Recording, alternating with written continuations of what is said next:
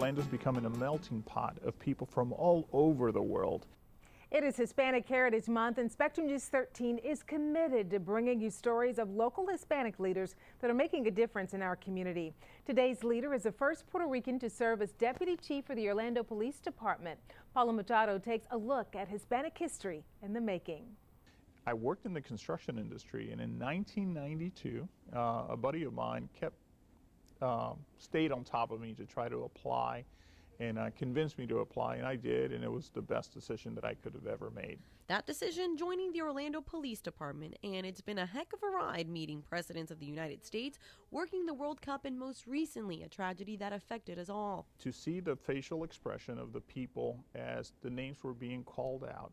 That morning after Post, Rolon would translate the news in Spanish to friends and families of the victims, and at times the news was not good. And see that pain and agony, basically looking at a flood of people and seeing that actually affected me to the most, where we're supposed to be tough, we're supposed to be strong, and I almost came to tears. Rolon is the first Puerto Rican to serve as deputy chief for Orlando Police, something he never imagined being a little boy in Puerto Rico.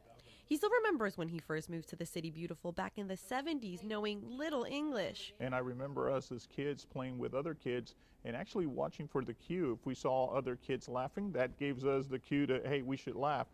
Had no idea what they were talking about, but it worked.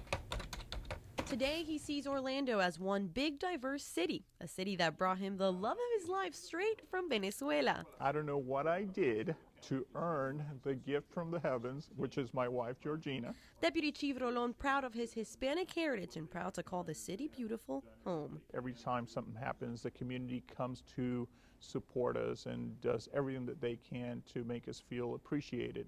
Celebrating Hispanic Heritage Month, Paula Machado, Spectrum News 13.